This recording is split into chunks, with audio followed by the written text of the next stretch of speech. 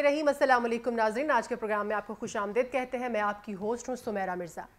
नाज़रीन, आप सब जानते हैं कि जब से इलेक्ट्रॉनिक वोटिंग मशीन बनाई गई है हुकूमत की तरफ से, तब से हमने देखा है कि ऑपोजिशन की तरफ से भी इसके ऊपर कुछ इनसिक्योरिटीज़ का इजहार किया जा रहा है और इलेक्शन कमीशन ने भी इसको मानने से इनकार कर दिया है। तो इसी मद में, इसी मामले पर सेनेट कायमा कमेटी पार्लिमानी उमूर में वफाकी वज़ीर आज़म स्वाति ने इलेक्शन कमीशन को खरी खरी सुना दी इस तमाम रवैये पर। उन्होंने कहा कि इलेक्शन कमीशन ने पैसे पकड़े हुए हैं, हुकूमत का मजाक उड़ा रहा है इलेक्शन कमीशन, जहन्नुम में जाएं ऐसे इदारे, आग लगा देनी चाहिए। बहुत ज़्यादा गुस्से में हमें वो नज़र आए और इस तमाम सिचुएशन पर फिर हमने देखा कि इलेक्शन कमीशन हुकाम जो थे वो वहाँ से उस इजलास से वॉकआउट कर गए। उसके बाद फिर रद्द अमल आना शुरू हो गया। शहबाज शरीफ साहब ने भी ये बात की, उन्होंने कहा कि वुज़रा का इलेक्शन कमीशन को धमकाना एक दहशतगर्दाना रवैया है, इसको ख़त्म होना चाहिए। इसी तरह से पीपल्स पार्टी के रहनुमा मुस्तफ़ा नवाज़ ने भी कहा कि आज़म स्वाति को इलेक्शन कमीशन हुकाम से मुआफ़ी मांगनी चाहिए। इस तमाम तनाजुर में, इस तमाम सिनेरियो में जो हमारा सवाल अपने पैनलिस्ट से बनता है वो यही है कि क्या आज़म स्वाति के इलेक्शन कमीशन पर जो इल्ज़ामात लगाए गए हैं काबिल मुज़म्मत है। सबसे पहले तारुफ करवाना चाहूँगी, सैयद शोएबुद्दीन साहब तशरीफ़ रखते हैं हमारे साथ। आप सीनियर जर्नलिस्ट हैं सर, आपको प्रोग्राम में वेलकम करती हूँ। फयाज़ वड़ाई साहब, आप भी सीनियर जर्नलिस्ट हैं सर, आपको भी इस डिस्कशन में खुशामदीद कहती हूँ। मीनवाइल हमें ज्वाइन करेंगे हामिदा खान अल मशरकी साहब। मशरकी साहब, आपको भी प्रोग्राम में वेलकम करती हूँ। शेख साहब, काबिल मुज़म्मत हैं जो इल्ज़ामात लगाए गए आज़म स्वाति, आज हमने देखा कि फट पड़े बिल्कुल। क्या वजह है कि वो फट पड़े, ये चीज़ भी ज़ेरे गौर रखनी रह चाहिए। मुज़म्मत उन अल्फाज की मैं ज़रूर करूँगा कि इलेक्शन कमीशन को आग लगानी चाहिए। ये अल्फाज एक सीनियर सेनेटर, एक मिनिस्टर को ज़ेब नहीं देते। लेकिन बड़ी बदकिस्मती है कि तमाम जमातें जो इस वक्त आज़म स्वाति की, सेनेटर साहब की मुज़म्मत कर रही हैं, यही बकवास वो सब करते रहे हैं अपने अपने वक्त में। बिल्कुल। जिस इलेक्शन में मुस्लिम लीग नून को हुकूमत ना मिले तो इलेक्शन कमीशन चोर होता है। जिस इलेक्शन में पीपल्स पार्टी को हुकूमत ना मिले तो वो डाकू करार देते थे। वो क्यों भूल जाते हैं उस वक्त? कुछ चीज़ें जो हैं पीटीआई अपनी गलतियां भुगत रही है। अच्छा, मुझे ये बताएं, आपको याद होगा फैसा भी बैठे हैं, हमेशा एक रिटायर्ड जज चीफ इलेक्शन कमिश्नर पाकिस्तान लगाया जाता है। बिल्कुल सही। सुप्रीम कोर्ट का जज लगते रहे हैं सारे सुप्रीम कोर्ट के। और जो नीचे मेंबर बनते रहे हैं, अब मेंबर पहले अपना होते थे election commissioner, Punjab election commissioner हो, लेकिन कुछ 10 साल से एक नया ओहदा आ गया है, मेंबर इलेक्शन कमीशन पंजाब, और वो तमाम हाई कोर्ट के जज लगते रहे हैं। पीटीआई को ऐसी कौन सी तकलीफ हुई थी कि उसने एक ब्यूरोक्रेट को आज़ाद कश्मीर से उठा के ला के इलेक्शन कमीशन में बिठा दिया? बिल्कुल। क्या वो ये भूल गए, जो उन्हें अभी याद आ रहा है, कि राजा सिकंदर सुल्तान नवाज शरीफ के करीब तरीन ब्यूरोक्रेट सईद मेहदी के दामाद है? आज याद आता है ये, अब उनको बुरा नजर आ रहा है, पहले क्यों नहीं सोचा था? पीटीआई वाले ना, वो जो कहते हैं ना कि वक्त गुजरने के बाद सोचते हैं, तो फिर अपने मुंह पे थप्पड़ मुक्का मारे ना, बाद में दूसरों को मारे हैं, अपने मुंह पे पहले वो मुक्का मारे कि उन्होंने ये क्यों नहीं सोचा कि एक नवाज शरीफ के करीब तरीन साथी सईद मेहदी सारी उम्र उनके साथ रहे हैं। बिल्कुल ऐसे। ये बड़ा वाज़ेह है, क्लियर है। वो प्रिंसिपल सेक्रेटरी थे, वो चीफ सेक्रेटरी सिंध थे, और इतने करीब थे कि मतलब है जो उनके साथ ब्यूरोक्रेट साथी थे वो उनसे खार खाते थे, डरते थे कि इनकी एक्सेस सीपीआई मिनिस्टर के साथ ऐसे ही है जैसे साथ जुड़ के फिरते थे वो। सही सही। तो जब आपने उनके दामाद को लगाया तो आप भूल गए कि इनका ताल्लुक बजरिया इनके ससुर मुस्लिम लीग नून से है।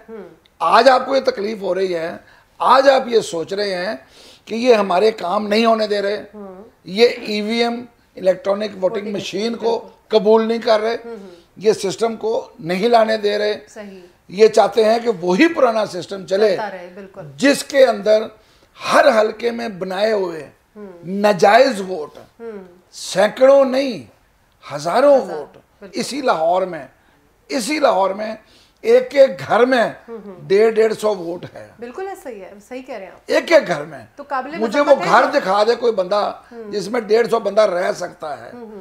तो जो इल्जामात तो लगाए मतलब ये मैं तो पहले कह दिया कि उस इदारे की हद तक, अल्फाज की हद तक वो मुजम्मत है, लेकिन तकलीफ जो उनको पीछे है वो मैं आपको बता रहा हूँ कि उस तकलीफ की वजह से इलेक्शन कमीशन को कोई रास्ता निकालना है कि उसका जो दिया हुआ रिजल्ट है वो काबिल कबूल होना चाहिए, वो ठीक हो गया, माजी की तरह ना हो कि कभी हम कहते हैं कि चीफ जस्टिस साहब की वजह से ये अपना जजों का इलेक्शन हो गया, कभी कहते हैं रात को वो रिजल्ट रुक गया था सारा, तो वहां पे वो इल्जाम भी तो इलेक्शन कमीशन पे था ना कि रात को मशीन रोक दी तो सुबह तक चलती रही। बिल्कुल सही। तो आसिफ क्या कहना चाहेंगे, इन तमाम अल्फाज से इलेक्शन कमीशन का किरदार जो है वो मशकूक कर दिया गया आजम स्वाति साहब की तरफ से। इससे पहले भी गो के हम देखते हैं कि अल्फाज जो हैं वो बड़े सख्त इस्तेमाल किए जाते थे, लेकिन इस दफ़ा तो हुकूमती जो नुमाइंदा है उन्होंने इल्ज़ामात लगा दिए। सुमेरा, आपने अपने इंटरव्यू में एक बात की, उसमें इख्तलाफ करता हूँ। आपने कहा है कि स्वाति साहब ने खरी खरी सुना दी। खरी खरी इन गुड सेंस में आता है, उन्होंने फजूलियात सुनाई। अच्छा। दूसरा, शोएब साहब ने एक बात किया है कि PTI वाले पहले करते हैं काम और फिर उसके बाद सोचते हैं, ये भी इनकी खाम ख्याली है, वो सोचते नहीं है। अच्छा, बाद में भी नहीं सोचते? बाद में भी नहीं सोचते, शरीफ आदमी है। शोएब साहब से मैं उस हवाले से भी इख्तलाफ करता हूँ। उन्होंने कहा कि ये जो इलेक्शन कमीशन के ख़िलाफ़ ये जो नवाज शरीफ और दूसरी पार्टियाँ ये भी हमेशा बोलती रहती हैं, लेकिन वो फॉर्म डिफरेंट होता है। वो पॉलिटिकल फॉर्म होता है, प्रेस कॉन्फ्रेंस करते हैं, आप जलसा पॉलिटिकल करते हैं, उसमें आप इलेक्शन कमीशन के खिलाफ बोलते हैं, बिल्कुल होता रहता है। लेकिन ये जो आज इजलास है, ये कोई सियासी जलसा नहीं था, ये कोई ऐसा सियासी फॉर्म नहीं था, ये एक कायमा कमेटी का इजलास था जिसमें इलेक्शन कमीशन ने जो एतराज़ात उठाए हैं इलेक्ट्रॉनिक वोटिंग मशीन के हवाले से, उसके बारे में सोच विचार करनी थी। और ये सुमेरा इंतहाई संजीदा लीगल और कौमी मामला था।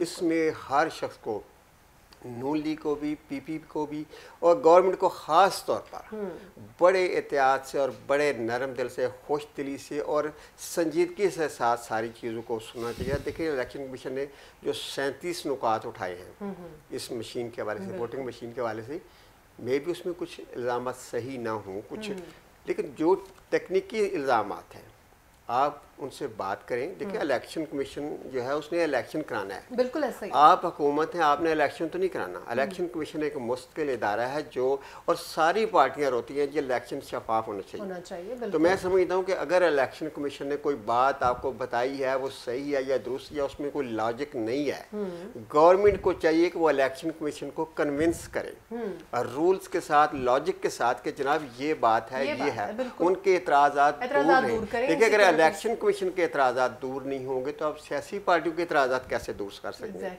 तो ये बहुत ज़रूरी था कि उनके तकनीकी बुनियादों पर बात सुनते हैं और उनको हल करते हैं। उसमें नून लीग के भी बैठे थे लोग, पीपल्स पार्टी के लोग बैठे थे, और जिस तरह वो फ्लेयर आप हुए हैं अपने आजम स्वाति साहब और जो उन्होंने इल्ज़ामात लगा दिए हैं, मैं समझता हूँ कि इतने नॉन सीरियस बंदे को वो तो ट्रेन कैसे पटड़ी पे चलाएंगे, वो गाड़ी कैसे टाइम पे आएगी, इतना अहम शोबा उनको रेलवे का दिया हुआ, जिन्होंने इलेक्शन कमीशन को इतने संगीन इल्ज़ामात लगा दिए हैं। तो मैं समझता हूँ कि सुमेरा, इलेक्शन कमीशन को चाहिए कि उनकी फौरी तौर पर रुकनीयत मुअत्तल कर दें और उनको कहे कि आपने जो इल्ज़ाम लगाए उस पर माफ़ी मांगे, ये साबित करेंगे इलेक्शन कमीशन ये पैसे लेता है। ये तो पूरी दुनिया में मजाक उड़ाने वाली बात है ना कि अगर हुकूमत कह रही है, बिल्कुल हुकूमत ही, अपोजिशन तो कहती रहती है, अगर हुकूमत के बारे में पहले बात की, अगर हुकूमत ही ये इस हुकूमत की, शोएब साहब कह रहे सोचते, ये सोचते वगैरह नहीं है, ये को सोचने और अकल रखने वाले ये बात करते हैं। और आप लोग उन्होंने कन्विंस करना था इलेक्शन कमीशन को भी, साथ आपके पास नून लीग के सेंटर बैठे थे, PPP के सेनेटर बैठे थे, आपने तो पूरा रोल, कायदाना रोल करना था। तो अगर आपने इतना बैड इंप्रेशन दिया, और आज अभी हम भी डिस्कस कर रहे हैं और सारा मीडिया डिस्कस कर रहा है हुकूमत की कितनी बदनामी और एक शख्स ने कितनी फजूल हरकत की है, फजूल बात की है, तो मैं समझता हूँ कि इनको तो बाकायदा इस पे मजम्मत छोटा लफ्ज़ है, इनको बाकायदा सज़ा मिलनी चाहिए ताकि इस लेवल पे आइंदा कोई बंदा ऐसी बात ना करे। बिल्कुल ठीक हो गया। मैं इसमें ऐड करूंगा कि जितने माजी के मुलजिम है ना उनका भी नाम लेके और उनका शामिल करें, फिर जिन्होंने इस तरह के जिन्होंने कह चुके हैं पहले यही कुछ कह चुके हैं। सही हो गया, बिल्कुल सही। मशरकी साहब क्या कहना चाहेंगे आप? जो हमारे दोनों सीनियर एनालिस्ट हैं उन्होंने तो यही कहा कि बिल्कुल काबिल मजम्मत है, लेकिन हो सकता है वहाँ पर हालात ऐसे क्रिएट हो गए हों, इस तरह पे अजीब अजीब इल्ज़ामात लगाए जा रहे हों, अजीब इनसिक्योरिटीज़ का इजहार किया जा रहा हो, तब उसके रिजल्ट में इस तरह से उन्होंने वो पेश आए हों। किसी भी पार्लियामेंटेरियन को ये ज़ेब नहीं देता कि वो इलेक्शन कमीशन पर इल्ज़ामात लगाए। बहसीत जमहूरी मुल्क, जमहूरी इदारा, आप इस तरह डायरेक्टली इस तरह की जिसको आप कहते हैं फायर फाइटिंग नहीं कर सकते हैं किसी भी जमहूरी इदारे के ऊपर। ठीक है, बहुत सारे क्वेश्चन हैं इलेक्शन कमीशन के किरदार के हवाले से, बहुत सारी बातें हैं इलेक्शन कमीशन की जो है वो बहुत सारे गैर ज़रूरी तनाज़ात में उलझने के हवाले से। लेकिन क्या हम ये समझ लें कि जी जो भी है वो डायरेक्टली इस तरह इल्ज़ामात लगा सकता है इलेक्शन कमीशन पर, उसकी इंटेग्रिटी पर, और ये कि जी उनके वो जी उन्होंने पैसे पकड़ लिए हैं और वो जी उसकी तरफदारी कर रहे हैं या उनके कंट्रोल में चले गए हैं अपोजिशन के, इस तरह के इल्ज़ामात से मैं समझता हूँ हुकूमत की भी कमज़ोरी ज़ाहिर होती है और आज़म सवाती साहब का अपना जो कंडक्ट है वो भी ख़तरे में पड़ता है। बल्कि आप देखिएगा कि आइंदा आने वाले 2-3 दिनों में इनको इसके जो हैं कंटेम्प्ट ऑफ इलेक्शन कमीशन के जो हैं वो नोटिस आएंगे इनको, और इनके ऊपर कोई कार्रवाई भी कर सकता है इलेक्शन कमीशन, और इनकी जो है वो इसके ऊपर फिर स्पीकर के पास जाएंगे, और ये सारे मामलात जो हैं हमें नज़र आ रहे हैं। जहाँ तक इलेक्ट्रॉनिक वोटिंग मशीन्स की बात है और जिसको मेन इशू अब बनता जा रहा है, तो मेरा ख्याल ये है कि ये फ़ैसला अपोजिशन से भी नहीं होना। अपोजिशन ने इसमें अपने तहफ़्फ़ुज़ात का इज़हार कर दिया है। हुकूमत जो है वो कमिटेड है कि वो अगले election voting electronic voting machine से कराएगी। इलेक्शन कमीशन ने कुछ 30 से ज़्यादा एतराज़ात निकाल दिए हैं।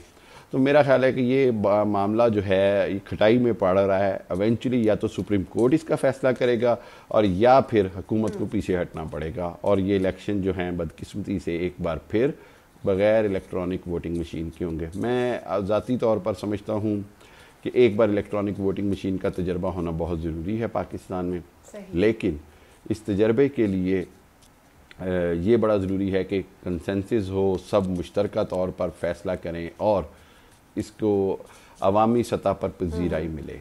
आज़म सवाती साहब का मैं कंडक्ट की किसी सूरत भी हमायत नहीं कर सकता। आप जो मर्ज़ी हो जाए, किसी भी पार्लियामेंटेरियन को नहीं इख्तियार कि वो इस तरह की ज़ुबान और इस तरह के इल्ज़ामात इलेक्शन कमीशन पर बहसीत इदारा लगाए। जी ठीक है हामिद खान साहब, आपका मौक़िफ़ भी आ गया। अगला जो टॉपिक है नाज़रीन वो डिस्कस करेंगे। पाकिस्तान डेमोक्रेटिक मूवमेंट की अगर हम बात करें, ऐसी तहरीक चलाई गई थी अपोजिशन जमातों की तरफ से जो कि हुकूमत मुखालिफ थी, लेकिन अक्सर ही हमने देखा, इससे पहले भी अक्सर मैंने ये बात की है कि जिस तरह से पुरजोश होकर ये तहरीक जो है वो सामने आती थी, जलसे करना शुरू होती थी, उसी तरह से ठुस हो जाती थी, और रीज़न जो है वो हमेशा हमें एक ही नज़र आई, वो ये है कि इनके आपस के इख्तलाफात ही ख़त्म नहीं हो सके। पिछले अदवार की हुकूमतों और अपोजिशन का अगर हम तकाबली जायज़ा लेते हैं इस दौरे हुकूमत से, तो हम देखते हैं कि अपोजिशन जमातें हमेशा टफ टाइम देती हैं किसी भी गवर्नमेंट को, लेकिन इस दफ़ा ये आपसी इख्तलाफात का शिकार है। जो इस बारे में आज हम डिस्कशन करेंगे वो यही है कि गुज़िश्ता दिनों पीडीएम तहरीक के हवाले से मौलाना फजलुर रहमान, जो कि रूह रवां समझे जाते हैं इस तहरीक के, उन्होंने खासी तनकीद की है पीपल्स पार्टी पर कि बिलावल भुट्टो जो है वो ऐन मौके पर इस्टेब्लिशमेंट से जा मिले हैं, और इसके बाद फिर हमने देखा कि तमाम पार्टीज की तरफ से एक दूसरे के ऊपर इल्ज़ामात की बौछार शुरू हो गई, स्पेशली पाकिस्तान पीपल्स पार्टी पर।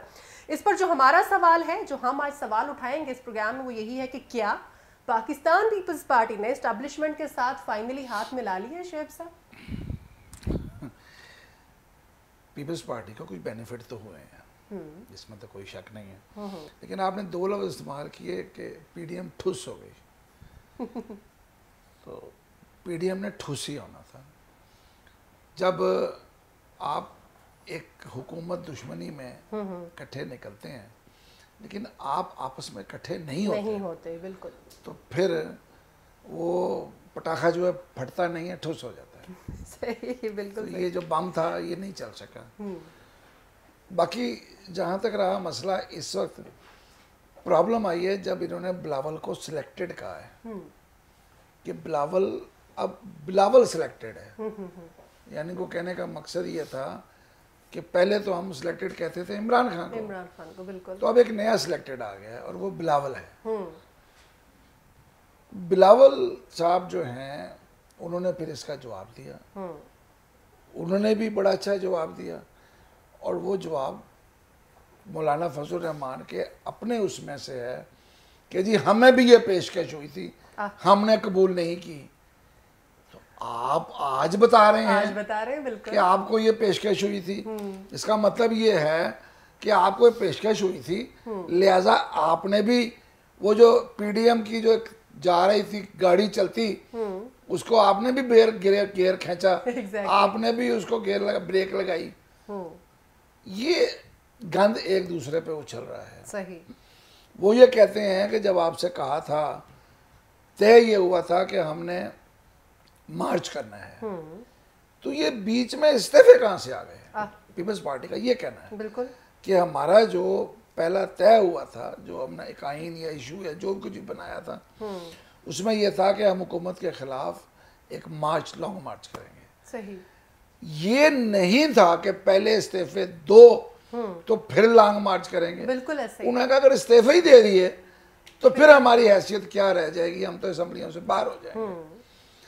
असल में असम्बलियों से बाहर होने का मसला वो नहीं है, पीपल्स पार्टी को परेशानी ये है कि अगर इस्तीफे दिए तो उनकी सिंध हुकूमत चली जाएगी। बिल्कुल ठीक है, वो वहाँ से नहीं जाना चाहते। जाहिर है। बड़े लंबे चौड़े 500-600 अरब रुपया सिंध हुकूमत को वफाक से मिलता है हर साल, कहाँ जाता है पता नहीं चलता। इसलिए तो हर जगह पे 18वीं तरमीम की बात करते हैं। अभी कराची के अंदर अभी बारिशों के दौरान जो हालात नजर आए, और लाड़काने के अंदर जिस तरह कुत्ते काटते फिर रहे हैं लोगों को, बिल्कुल। पूरे सिंध के अंदर, कराची में, हर जगह। तो इस सब के साथ जो बात है वो यही है कि पाकिस्तान की तारीख में इतनी स्प्लिट अपोजिशन कभी नहीं हुई, बिल्कुल इतनी मुखालिफ अपोजिशन एक दूसरे की कभी नहीं हुई जितनी इस वक्त है। ठीक है, हुकूमत को तो खतरा ही कोई नहीं रह गया। सही कह रहे हैं आप, बिल्कुल। हुकूमत तो एंजॉय कर रही है इस वक्त। सच्ची बात यह है कि ये वो टाइम था कि जो इन्होंने पहले गुजार दिया, जाया किया। अब ये साल ही है, और बस वैसे भी अगले 2 साल तो उस साल में से भी 3-4 महीने निकल गए हैं। सही है, बिल्कुल। और उसके बाद जब जुलाई 2022 के बाद तो इलेक्शन ईयर चल पड़ना, बिल्कुल ऐसा ही है। उसके वाले से भी मुख्तलिफ बातें चल रही हैं कि ये, बल्कि अब तो जो असल बात है वो ये आ रही है कि नई जमात भी आ रही है। जी बिल्कुल। वो जो नई जमात आ रही है एग्जैक्टली उसमें कहा यह जा रहा है कि बेशतर लोग जो हैं वो PMLN के होंगे। उसका नाम ही PMLN जिना लिखा जा रहा है। बिल्कुल सही, ठीक है। अब ये सारे कुछ के अंदर अपोजिशन कहाँ खड़ी है, ठीक है, एक दूसरे को गाली मुहिम चल रही है। पीपल्स पार्टी ने हाथ मिला लिया एस्टेब्लिशमेंट से, आपको लगता है? पीपल्स पार्टी को फायदा हुआ है। जिस तरह शहबाज शरीफ की मुफाहमत की वजह से, जवाब हाँ में समझ रहे हैं, दोनों को हुआ है। जिस तरह मुस्लिम लोग लोग शहबाज शरीफ की मुफाहमत की वजह से, ठीक है, ख्वाजा साद रफीक और दीगर लीडर जेल से बाहर आए। लेकिन वो तो नून लीग की बात है, हम यहाँ पीपल्स पार्टी का भी वही फायदा हुआ है ना, वही फायदा पीपल्स पार्टी मिला लिया। मैं हाँ में लिख, मुझे बताया ना, अब फरियाल तारपुर कब इस्लामाबाद आती है, बिल्कुल ठीक है। अब जरदारी साहब को कब भाग भाग के इस्लामाबाद आना पड़ता है। ठीक हो गया। तो सहूलतें दोनों ने ली हैं। मैं आपका जवाब हाँ में लिख रही हूँ, ठीक है। डन हो गया। फयाज साहब क्या कहना चाहेंगे? बड़ी इंटरेस्टिंग सिचुएशन जो है वो क्रिएट हो चुकी है, और जिसको हुकूमत, जैसे सर भी अभी कह रहे थे, शेख साहब, की हुकूमत एक साइड पे बैठ के एंजॉय कर रही है। असरअंदाज तो नहीं हो सकी हुकूमत के ऊपर PDM, लेकिन एक दूसरे के पोल जरूर खोल रहे हैं। पीपल्स पार्टी ने हाथ मिला लिया एस्टेब्लिशमेंट से। हमारा आप खासी फनकार हैं, आप शोएब साहब से हाँ करा लेती हैं। देखिए नाम भी तो नहीं किया उन्होंने। या हाँ करते या ना करते। मौलाना फजल रहमान आप उम्र के इस हिस्से में कि उस उम्र में जाकर बंदा थोड़ा सा बच्चों की तरह सोचने लगता है, और बिलावल वैसे ही बच्चे हैं। वो तो अभी अपने बाप की उम्र को नहीं पहुंचे, वो तो बहुत समझदार आदमी थे। तो दोनों बच्चे जो हैं उनको थोड़ी सी माफी दे दिया करें। दोनों की बच्चों वाली लड़ाई होती है ना, कल की लड़ाई भी अगर देखा जाए ना, संजीदगी से देखा जाए जी, और आप समझदारी से उसको फील करें, तो वो बच्चों वाली लड़ाई बात किया, लेवल नहीं था उनको आपस में इस तरह की बातें। तो पीडीएम भी तो बचगाना हरकत ही है ना सर। एक्चुअली बात यह बचगाना की बात नहीं है, पीडीएम या अपोजिशन जितनी भी इस वक्त पाकिस्तान की सियासत में उनके पल्ले कुछ नहीं है। बिल्कुल ऐसा ही, वो किस बात पे सियासत करे, किस बात पे अपोजिशन करे, ऐसा ही, क्योंकि ये सारे वो लोग हैं जो अच्छा खासा अरसा हुकूमतों में रहे, ऐसा ही, मरकज़ में, सूबों में, और उन्होंने देर तक इस चीज़ को एंजॉय किया और आवाम जानते हैं कि इन्होंने आवाम की बेहतरी के लिए क्या नहीं किया और क्या किया। अब उनके पास एक्चुअली सियासत के मैदान में सुमेरा नई बात, नया नारा बहुत ज़रूरी होता है, नई सोच। जिस तरह इन्होंने इशारा दिया ना, एक पुराने लोगों की नई पार्टी बन गए, फिर भी नई चीज़ें लोगों को बताएं कि आप उसके लिए क्या करना चाहते हैं। और दूसरा ये है कि वो लोगों को ये बताएं कि जो पीटीआई की हुकूमत है इसने क्या किया है, क्या नहीं किया, क्या ये कर सकती है, क्या ये वादे की, ये लॉजिक से ये बात नहीं करते, इनके पास कोई मैथमेटिकली चीज़ें नहीं है जो आवाम को नहीं है ना। आपस में इकट्ठे होंगे तो बात करेंगे। एक्चुअली उनके मुफाद डिफरेंट है, बिल्कुल, वो तो अंडर फायरिंग है ना, सारे अपने अपना बचाव कर रहे हैं सब। आप जानते हैं कि सबके पीछे नैब लगी हुई है, सबके पीछे केसेस हैं, उनके पोल खोल रहे हैं, पीपल्स पार्टी हो या नून लीग हो, वो तो अपने बचाव में लगे हुए हैं। तो जो बंदा अपने बचाव में लगा हो वो दूसरे पर अटैक क्या करेगा? उनकी कोई प्लानिंग नहीं आ रही है। उन्होंने शुरू में जो पीडीएम बनाई थोड़ी सी वो मौसर भी थी, इफेक्टिव भी थी, और लग रहा था कि कुछ असर होगा, लेकिन जिस तरह वो तितर बितर हुए, उन्होंने खुद ही अपने ही फौजी मारने शुरू कर दिए उन्होंने। फिर उन्होंने क्या करना था, तो हुकूमत इसका भरपूर फ़ायदा उठा रही है, और हुकूमत बहुत 100% सही नहीं जा रही, लेकिन अपनी तमाम तर कामयाबियों वो अपोजिशन की नाकामियों से हासिल कर रही है। तो मैं समझता हूँ कि इसमें जो पीपल्स पार्टी है वो इस पोजीशन में नहीं है कि वो कोई डील करे, ना ही उसको डील दे रहा है। डील हो सकती है थोड़ी बहुत, लेकिन उसको कोई डील नहीं, उसकी कैपेसिटी नहीं है, इस्टेब्लिशमेंट उसमें मजबूर हो जाए कि उसके साथ कोई डील करे या उसको कि हमारा साथ। तो बस ये छुपने छुपाने की बातें हैं, जहाँ दाव लगा रहा है। ये अपोजिशन वाले वक्त गुजार रहे हैं, बच रहे हैं, क्योंकि उन्हें पता है कि खान साहब जो है ना वो अब सियासी मैदान में जो थोड़े से उखड़े से दोबारा जम गए। आपका ख्याल है कि नहीं मिलाया हाथ? नहीं, ढील मिल रही है, ढील है, लेकिन हाथ नहीं मिलाया, हाथ नहीं मिलाया, ढील मिल रही है। ढील काफी होती है। रस्सी स्लैग कर दी, गर्दन कसी हुई थी। मैंने शेख साहब से इसी बात पे हाँ निकलवा ली है फयाज साहब, लेकिन मैंने नहीं निकालिया। अच्छा, आप नहीं कर रहे, ठीक हो गया। क्या कहेंगे? ढील का मतलब क्या है? और सही है। हामिद खान साहब, क्या कहना चाहेंगे आप? जी, पीपल्स पार्टी के हवाले से जो बात है, आज देखें मौलाना फजलुर रहमान ने, मैंने एक न्यूज़ पढ़ी, मुझे नहीं पता ये कितनी कंफर्म है, कि जी पीडीएम के अंदर जो मीर सादिक और मीर जाफ़र थे वो आसिफ जरदारी और बिलावल जरदारी थे। बड़ी बिलो दी बेल्ट बात की, बड़ी मैं समझता हूँ कि सियासत के हिसाब से भी बड़ी छोटी बात कर दी मौलाना फजलुर रहमान ने, अपने कद को मज़ीद छोटा कर लिया, सियासी कद को। लेकिन पीपल्स पार्टी पर ये इल्ज़ामात जो है ये तारीख़ में पहली बार लग रहे हैं। ये आपको मैं बताता चलूँ, पीपल्स पार्टी हमेशा से एंटी इस्टेब्लिशमेंट जमात के तौर पर जानी जाती थी। जब से जरदारी साहब ताकत में आए 2008-9 के इलेक्शंस के साथ, उसके बाद से पीपल्स पार्टी के ऊपर जो है वो इल्ज़ामात जो हैं वो लगने लगे कि जी ये कॉम्प्रोमाइज़ करके चल रहे हैं। जरदारी साहब ने अपने 5 साल पूरे किए हैं और इस्टेब्लिशमेंट से हाथ मिलाया है। फिर उसके बाद जब सिंध में तीसरा इनकी टर्म मिल गई इनको, तो उसके ऊपर भी इन पर इल्ज़ामात हैं कि जी ये जो हैं वो इस्लामाबाद से मामला तय करके आते हैं। तो बात यह है कि मैं 2 बातें हमेशा कहता हूँ कि अगर तो मुल्क की बेहतरी के लिए, आप मुल्क के सियासी निज़ाम की बेहतरी के लिए, मुल्क की सियासी और माशी इस्तेहकाम के लिए, आवाम की फलाह व बहबूद के लिए आप स्टैब्लिशमेंट और सारे इदारों को साथ मिलाकर चलते हैं और चलना चाहते हैं, तो इसमें कोई बुराई नहीं है। चाहे वो अदलिया हो, मुकन्ना हो, इस्टेब्लिशमेंट हो, क्या नाम लेते हैं, मीडिया हो, आपकी ब्यूरोक्रेसी हो, आपकी जनाब जो एलीट क्लास है वो हो, इंटेलेक्चुअल लोग हो, सबको मिला के चलना चाहिए, सबको साथ लेके चलना चाहिए। इसमें कोई ऐसी बुरी बात नहीं है। लेकिन अगर अपनी करप्शन छुपाने के लिए किया जा रहा है, अगर अपने जनाब नैब के रेफरेंसेस बंद करने के लिए किया जा रहा है, अगर सिर्फ अपने इक़्तिदार की राह हमवार करने के लिए किया जा रहा है, तो ये जुल्म है, कौम के साथ भी ज़्यादती है। और मेरा ख्याल ये है कि इस बार इस्टेब्लिशमेंट को भी इस तरह नहीं होने देना चाहिए। क्यों? वजह यह है कि मैं समझता हूँ कि तमाम जो पॉलिटिकल स्टेक्स हैं, उनको स्टेक होल्डर्स हैं, उनको फेयर प्ले ग्राउंड मिलनी चाहिए। आवाम की जो मर्ज़ी है उसके मुताबिक फ़ैसला होना चाहिए। इलेक्ट्रॉनिक वोटिंग मशीन का मामला आता है या आम इंतखाबात 2023 में होते हैं, इन सब में आवाम को फ़ैसला करने दें, आवाम की ताकत को आप आजमाएं और आवाम की ताकत से जो भी आता है इक़्तिदार में, मेरा ख्याल ये है कि वो आवाम के लिए मकबूल फ़ैसले करेगा। तो इस हवाले से अगर पीपल्स पार्टी पर ये इल्ज़ाम है तो मैं इस पे अभी हाँ नहीं कर सकता, क्योंकि मेरे पास इसका कोई सबूत नहीं है। ठीक है मशरकी साहब, आपका जवाब भी आ गया। नाज़रीन, अगला टॉपिक जो है वो हम डिस्कस करेंगे अफ़गानिस्तान के हवाले से है। आप सब जानते हैं 15 अगस्त को काबुल पर काबिज़ होने वाले तालिबान ने अपने हुकूमती सेटअप का ऐलान किया था कि हम जो नया हमारा सेटअप है वो बताएंगे कि उसमें कौन कौन है, लेकिन वो डिले का शिकार हुआ। फिर उन्होंने कहा कि 1 हफ्ते के बाद जो हमारी काबीना है उसका ऐलान करेंगे। फिर 2 रोज़ कबल हमने देखा कि अफ़गान जो तालिबान है उन्होंने अबूरी काबीना का ऐलान कर दिया है। अब अगला सवाल जो है इसको लेकर हमारा अपने पैनलिस्ट से वो यही है कि क्या जो नई अफ़गान अबूरी इंतज़ामिया है उसको दुनिया तस्लीम करेगी? शुएब साहब, फिलहाल तो नज़र नहीं आ रहा। अच्छा, क्योंकि रूस ने भी कह दिया है कि कल वो मतलब उनकी जो उस तक अपना वहाँ बैलफ बर्दारी होनी है या जो भी है उसमें नहीं जाएंगे। लेकिन तालिबान ने थोड़ा सा रास्ता रखा हुआ है। अच्छा, उन्होंने कहा है कि हम ख़वातीन को भी शामिल करेंगे। अभी तक तो नहीं है, नहीं किया ना, लेकिन उन्होंने ये कहा अबूरी काबीना है ना। जी जी बिल्कुल।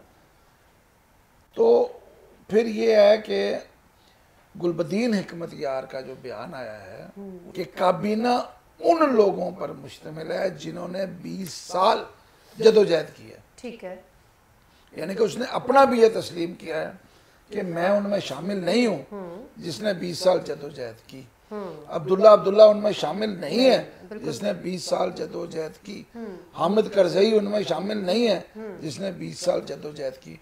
मैंने सिर्फ 3 नाम इसलिए लिए कि ये तीनों इस वक्त काबुल में मौजूद हैं। बिल्कुल ऐसा ही है। और मजीद अपना वो चाह रहे हैं उसके वो एक्सपेक्ट कर रहे थे ना। जी बिल्कुल ऐसा ही है। अब जो जगह बाकी है काबीना के अंदर जो ऐड होना है, क्या उसमें ये ऐड हो सकेंगे? ठीक है, क्योंकि इस वक्त तक जो काबीना है उसके अंदर हक्कानी सबसे ज्यादा है। ऐसा ही है, बिल्कुल।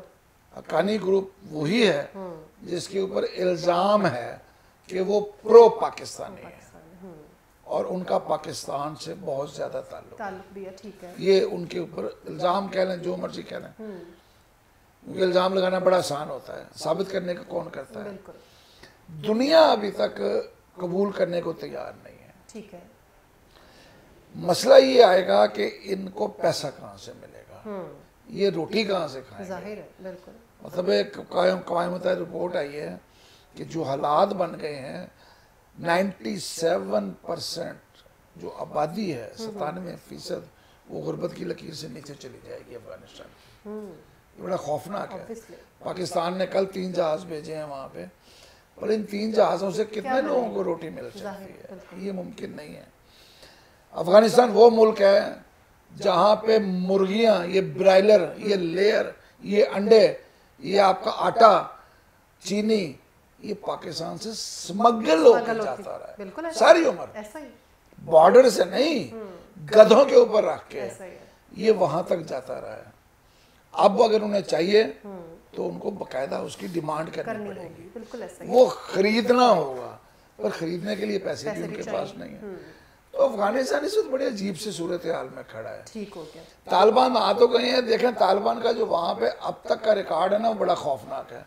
उन्होंने डेटें बड़ी खौफनाक चुनी हैं। 15 अगस्त इंडिया का यौम आज़ादी, काबुल पर कब्जा और इंडिया की रुखसती, अशरफ गनी की रुखसती। 6 सितंबर फिर दोबारा पंजशेर का कब्जा, एक इंडिया की मजीद मौत, वो चीखें मार रहे हैं वहाँ पे कि पाकिस्तान के ड्रोन आ गए और पाकिस्तान के JF-17 ने आके बमबारी कर दी, तो लिहाजा वो बेचारे वो मुकाबला नहीं कर सके और मारे गए। और तीसरा, उन्होंने पूरी दुनिया को झटका दिया। 9/11 उन्होंने 9/11 तारीख रखी है हलफ उठाने की। कुछ मैसेज दिए जाते हैं, ठीक हो गया, बात करने की जरूरत नहीं होती। सही हो गया, ठीक है। तो अब तालिबान को ये सोचना चाहिए कि इतने खौफनाक मैसेज दे रहे हैं वो दुनिया को, तो फिर थोड़ा सा उनको भी सोचना चाहिए कि उन्होंने रोटी पानी चलानी है। ठीक हो गया, यही सवाल 9/11 की बजाय 9/12 कर लेते हैं। इसके ऊपर हम कल डिस्कशन करेंगे। बिल्कुल बिल्कुल, थोड़ा सा उनको भी सोचना चाहिए। डिस्कशन होगी इसके ऊपर। शेख साहब कल फयाज साहब क्या कहना चाहेंगे आप? दुनिया तस्लीम करेगी? देखिए तालिबान का जो बिहेवियर अभी सामने आ रहा है, जो अबूरी हुकूमत बनाई है उन्होंने, तालिबान को इतना भी आप आइडियलाइज ना करें कि वो बहुत ज़बरदस्त लोग हैं, बड़ी समझ बूझ और बड़ी फरासत वाले हैं। तालिबान एक माइंड सेट का नाम है, वो सारे एक दायरे में रहते हैं, उस दायरे से बाहर कोई नहीं निकल सकता। सही। और आप जितने भी इस वक्त अबूरी हुकूमत में आए हैं, आप जानती हैं कि वो जो यूएनओ की सिक्योरिटी काउंसिल है उसमें डिक्लेयर्ड ब्लैक लिस्ट में दहशतगर्द है। सही। अभी तो दुनिया ये देख रही है कि अफगानिस्तान ने जो अबूरी हुकूमत बनाई है ये किस तरह अपना काम शुरू करती है। ठीक है। ठीक है, इस वक्त अमेरिका ने जो बयान दिया उसने ये नहीं कहा कि ये दहशतगर्द हैं, उसने कहा है कि इनके नामों के हवाले से, इन बंदों के हवाले से कुछ चैलेंजेस हैं हमें। ठीक हो गया। चाइना ने थोड़ा सा बेहतर रिस्पांस किया है कि हम इनको एंगेज करेंगे या इनके साथ काम जारी रखेंगे, और कुछ मदद भी की है इनकी। बाकी जितनी भी यूरोपीय यूनियन को आप देख लें, आप दूसरे भी इदारे, जितने इंटरनेशनल इदारे देख लें, बरतानिया को देख लें, तुर्की, ईरान, सब ने मिले जुले रद्द अमल का इज़हार किया है। बहुत ज़्यादा इसको अप्रिशिएट भी नहीं किया। अपनी जो रिजर्वेशंस हैं उनको महफूज रखा है, और अभी उन्होंने पॉलिसी यही रखी है कि मज़ीद देखो कि आगे चलकर ये क्या करते हैं। ठीक है। तालिबान के बारे में आप मत सोचेंगे तालिबान दुनिया को खुश करेंगे, वो अपना सिस्टम ऐसा बनाएंगे कि दुनिया उनको अप्रिशिएट करे। उन्होंने एक छोटी सी लाइन दी थी जो शुरू में प्रेस स्टार्ट की थी, उन्होंने कहा था कि दुनिया की हमें परवाह नहीं कि दुनिया क्या चाहती है, नाम दुनिया की मर्जी का सिस्टम लाएंगे। हमारा सिस्टम और हमारा आइन जो है वो एक शरीयत है हमारे पास जो है। ठीक है। तो उन्होंने शरीयत को नाफज करना है, दुनिया को पसंद आए या ना आए। और उन्हें वाजे कह दिया है कि क्रिकेट खवातीन नहीं खेलेंगी, बल्कि उन्होंने कहा कि हमारी सोच के मुताबिक ज़रूरी नहीं है कि खातून जब घर से बाहर निकले तो खुले चेहरे के साथ निकले। अभी शोएब साहब बहुत सारी चीज़ें आएंगी सामने। तालिबान को इतना भी आप उनको सीधा साधा ना समझे और इतना ना समझे, उनका वो अपने माइंड सेट से भी नहीं निकले। और दुनिया भी सारी सी एंड वेट की पॉलिसी पर बैठी हुई देखे, उनको इंतज़ार करें। तो मैं ये समझता हूँ कि दुनिया अगर तालिबान का यही बिहेवियर रहा और यही थिंकिंग रही और इसी को उन्होंने आगे बढ़ाया, आप उन्हें सोचना चाहिए कि दुनिया को साथ लेकर चलना है। ठीक है। वो ये चाह रहे हैं, आप हैरान होंगी कि 4 करोड़ बंदा है और 4 अरब बंदे को उन्होंने पीछे लगाया हुआ है। और हर वक्त आप देखें कि हम बहस कर रहे हैं, दुनिया यूरोपीय यूनियन के इजलास में, अमेरिका में ज़्यादा, चाइना सोच रहा है, अरबों लोग सोच रहे हैं कि इस 4 करोड़ बंदे का क्या करना है। बिल्कुल सही। तो ये उन्होंने तो पूरी दुनिया को पीछे लगाया। तो अगर उन्होंने इसी तरह का बिहेव दिखाया, इसी तरह का एटीट्यूड दिखाया अपनी वर्किंग में, तो फिर उनके लिए मुश्किल हो जाएगा कि दुनिया उनका साथ दे। बदल जाना चाहिए, हालात को देखना चाहिए कि अब अकेले बंदा ये ग्लोबल विलेज बन सकता है चुका है दुनिया, और इसमें अकेला बंदा जो है वो सरवाइव नहीं कर सकता, अकेला मुल्क भी सरवाइव नहीं कर सकता। अपने बुनियादी तौर पर अपने जो मुल्क के अवाम में उस पर रहम करें। जैसे अभी शोएब साहब ने जिक्र किया कि उनके लिए कितनी मुश्किलात हैं खाने पीने की दूसरी, और उन पर कौन सा बम है जो उन बेचारों के सर पर नहीं बरसा। तो उनका ख्याल करें और कोशिश करें कि अफगानिस्तान को एक पुरअमन मुल्क ने, ताकि वहाँ के लोग जो हैं वो भी जिंदगी को महसूस करें, ना कि वो हर वक्त मौत के लिए तैयार। बिल्कुल सही कह रहे हैं। छोटा सा एक लतीफ़ा सुना दूं।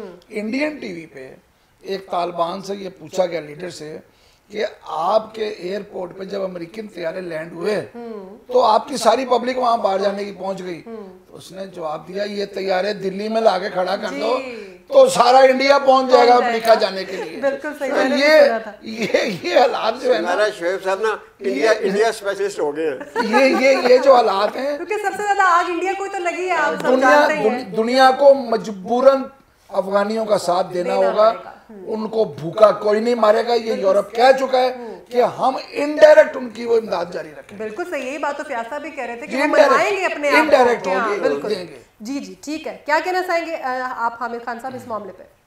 जी, अफगानिस्तान के हवाले से तो मैं रोज़ाना के 2-2, 3-3 प्रोग्राम कर रहा हूँ, और मैं ये समझता हूँ कि तालिबान के लिए बड़ा फूंक कर कदम रखने का वक्त है। अभी तालिबान को एक बहुत बड़ा झटका लगा है। आज आपको शायद पता होगा या नहीं कि जो अक़वाम मुत्तहिदा का जो इजलास है उसके अंदर जो अफ़गानिस्तान के नुमाइंदे हैं, उन्होंने पूरी यूनाइटेड नेशन से और दुनिया की तमाम यूनाइटेड नेशन की अक़वाम से अपील की है कि आप में से कोई भी तालिबान की हुकूमत को तस्लीम ना करे।